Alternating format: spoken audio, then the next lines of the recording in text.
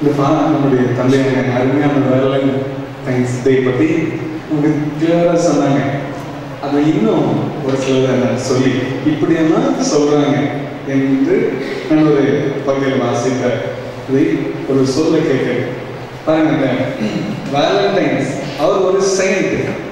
நம்ம சர்ச்சில் இந்த செயின்ட் அவரை குறித்து இப்படி சொல்றாங்க. அதாவது இந்த ரோம பேரரசர் கிளாடியஸ் ஆண்டு வந்த அந்த நாட்கள்ல அவருக்கு அந்த நேரத்தில் சில நேரம் யுத்தம் நடக்குமாமா. அப்போ இந்த யுத்தம் நடக்கிற டைம்ல எல்லாம் போர் சேவலையும் கூட்டி சேர்க்கும் போது சில நேரம் சிலர் மிஸ் ஆகிறாங்க, சில போர் சேவல் வர மாட்டேங்கிறாங்க.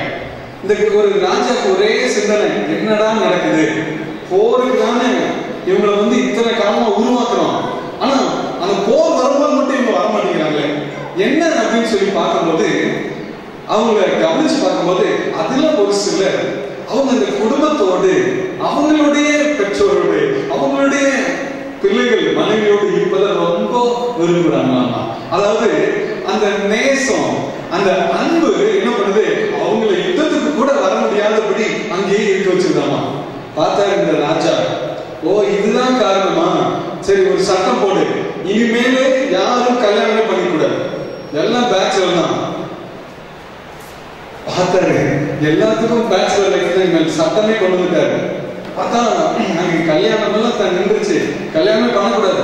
ஆனா நம்முடைய ஆலயத்துல இருந்த அருமையான ஒரு புனித அந்த செயின்ட் வேலண்டைன் அவர் என்ன பண்ணாரு, ஐயோ ராஜா ராஜா ராஜா இது இந்த சட்டம் ஒத்து வராது, இது வேண்டாம், இதை விட்டுருங்க, நான் கேட்க மாட்டேங்கிறாரு.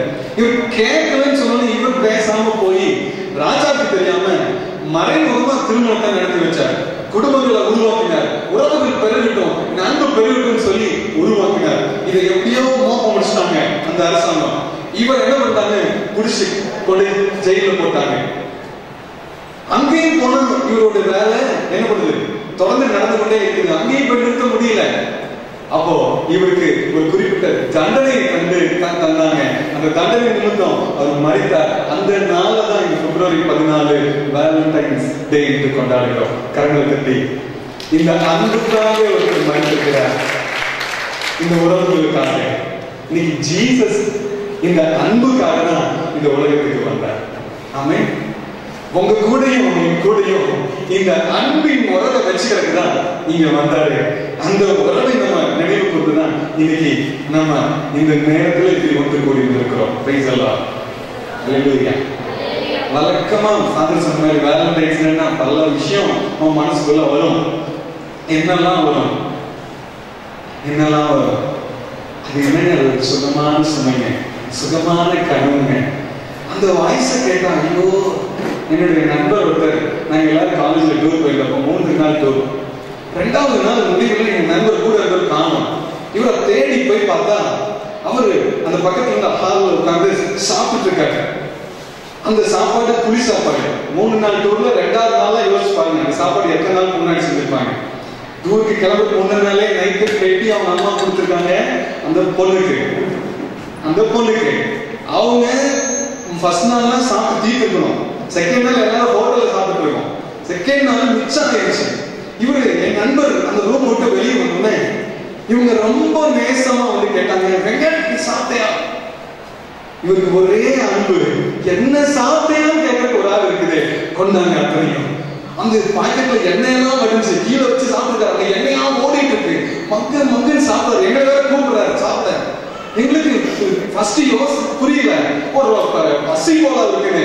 கடைசியில் கதையை கேட்டோம்னு அதுல இருந்து சுத்த ஆரம்பிச்சிட்டாரு. என்ன விசாரிக்கிறதுக்கு, என்ன சாப்பிடையா கேட்டு போறாரு. அந்த சத்தம் காலையே ரிங்கா இருக்குன்னு ஒவ்வொரு நாளும் புலம்பிட்டு இருந்தாரு. ஆனா எனக்கு ஒரு சம்பவம் நடந்தது. நான் ஒரு நாள் 10th படிக்கும் போது எங்க வீட்டு சின்ன வீடு, அங்க நாங்க இருக்கிறதே ரொம்ப கஷ்டம். 5 பேர் வீட்டுல, நாங்க தங்கச்சி அப்பா அம்மா, சின்ன வீடு, 2 ரூம், அதுல ஒரு சமையலறை, அங்கதான் எல்லாம்.